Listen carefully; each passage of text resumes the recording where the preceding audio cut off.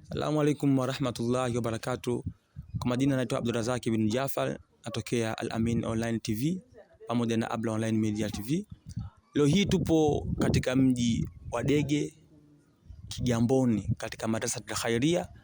Tumekuja kuwasabahi wazazi pamoja na walimu kwa sababu kesho siku ya Jumamosi tuna jambo letu la maonyesho ya watoto. Hivyo basi nimekuja hapa kupata kutabaruku na wazazi, tupate kushauriana mambo mawili matatu. Mama, asalamu alaykum. Wa alaykum salaam wa rahmatullahi wa barakatuh. Kwa majina naitwa nani? Kwa majina naitwa Zahara binti Abbas Bangaseka. Ni nani katika madrasa Al-Khairia? Katika madrasa Al-Khairia mimi ni mzazi, nina watoto wawili ambao wanasoma hapa. Sawa mzazi. Kesho ndio maonyesho ya watoto wetu.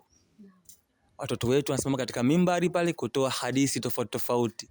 Kwanza nyinyi kama wazazi mmejipangaje?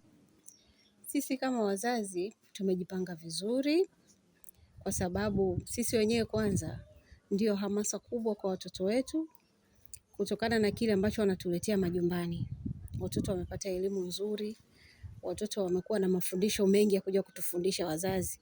Maana elimu ambazo tulizosoma sisi zamani ni tofauti na sasa hivi wenzetu wanavyosoma. Wanafundishwa vitu vingi sana. Kwa hiyo kwetu tunajifunza pia kutoka kwao.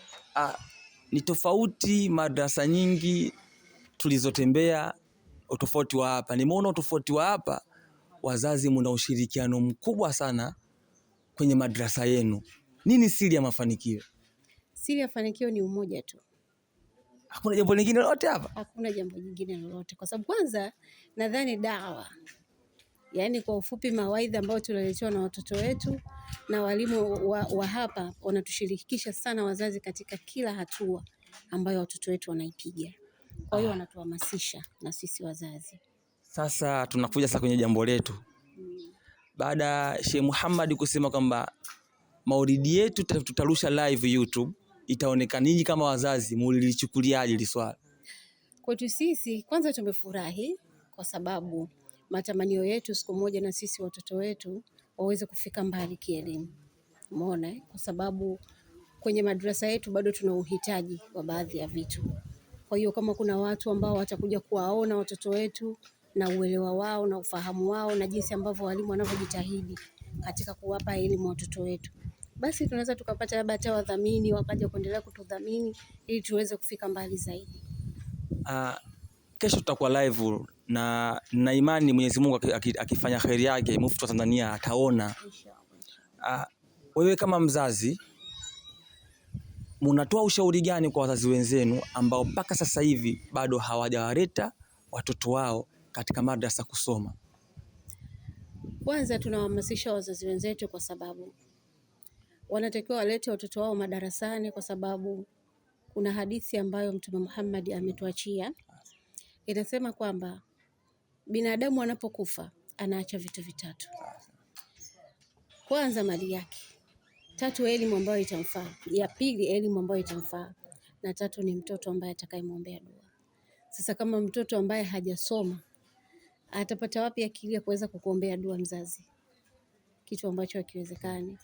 Mtazamaji wa Al-Amin Online TV, yani leo natabaruku bahari ambayo wenyewe sisi Waislamu ndio bahari yetu. Yani raha iliyoje unakuta mzazi anakupa hadithi.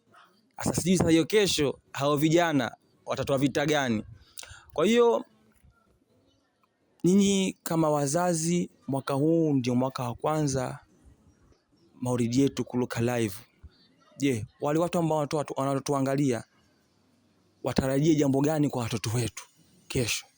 Watarajie mengi mazuri sana kwa sababu sisi wenyewe tunaona watoto wetu wanapokuja madarasani na wanaporudi nyumbani wanapofanya mazoezi.